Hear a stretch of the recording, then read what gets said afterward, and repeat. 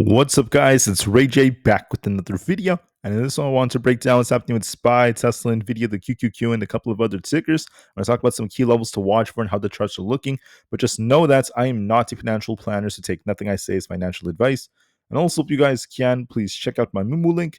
If you deposit $100, you're guaranteed 5 free stocks. If you deposit $2,000, you're guaranteed 30 in total. And the offer ends at the end of March. Anyways, as far as the market's going, I just wanted to mention that we're on a bit of a downtrend on SPY, at least thus far, especially as we're making lower highs and lower lows. However, what's really good about this chart is the fact that we haven't lost like any major critical support yet. Our support right now is around that 599.5 area. We're a little bit below that, but we're not too far from that. That's going to be our 200 EMA. And the main level I'm kind of eyeing would be like 594. If that fails us, I do see us dumping to 590, if not 584. If we lose 594, that's a very, very big level. However, if we don't end up doing that, that's going to be very dependent on these other factors. Now, keep in mind, there's not really a whole lot coming out for news, but we do have Nvidia's earnings in a couple of days. I believe that's going to be the big market moving catalyst. It's either going to make or break for the markets. So it's going to be very, very important. So in my view right now, SPY is looking a little bit more bearish. We are still rejecting. We're slowly downtrending. We have not lost critical support yet to turn extremely bearish. And we're going to be watching to see if it can reclaim 599.5 or not. But I do see a risk of us retesting the low of the day if that ends up happening, or if we don't end up breaking or holding above that very, very key level. So if we don't hold 599.5, we're going to be at risk of returning to this low here. So keep that in mind. There's still some weakness on this chart. Same thing with the QQQ. It could be retesting 522, if not, 520. If those fail us, I'm looking for the 518s and eventually 516 as potential targets. We still look kind of weak on the QQQ, so keep that in mind. For the Russell 2000, we're on a bit of a downtrend right now. We could continue to fall closer to 215 if we don't get a bounce, so keep that in mind.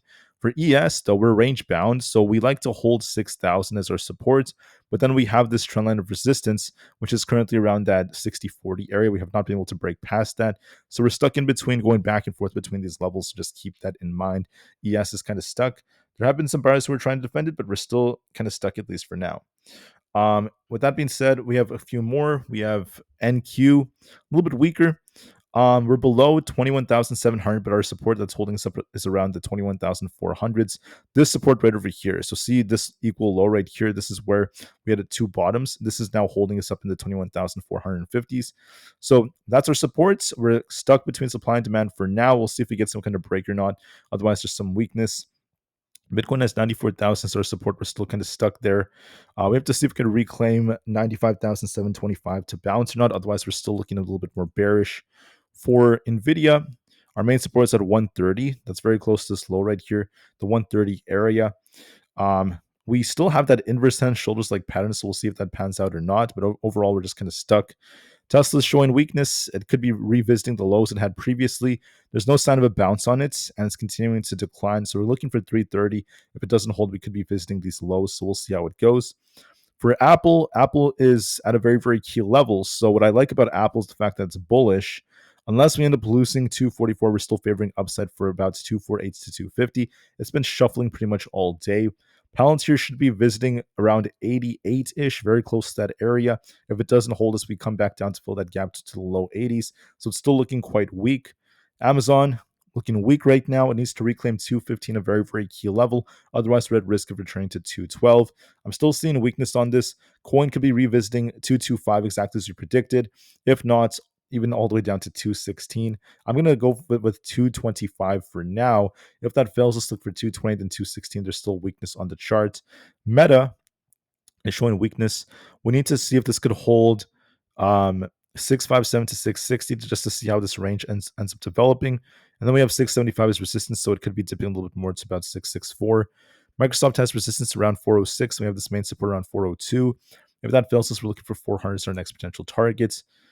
Google's on a bit of a downtrend right now, making lower highs and lower lows. We're going to be watching to see how it reacts when we hit 180, not to mention 178. So I do see a risk of us dipping lower towards like the 180 area. So give this some time. And then we'll see if we bounce off that. But for now, that's what the market's doing. The VIX is still elevated. It's going to be reacting to Nvidia's earnings in just about less than 2 days from now. So get ready, guys. Nvidia is going to be the big factor affecting this market. It's going to be a make or break for us. So we'll see how it goes. For now, the market's a little bit more bearish looking, but we have not lost critical support. SPY has not lost 594, for example. We're still holding up. So give it some time and we'll see how it goes. Thank you all so much for listening. Have a good one and peace out.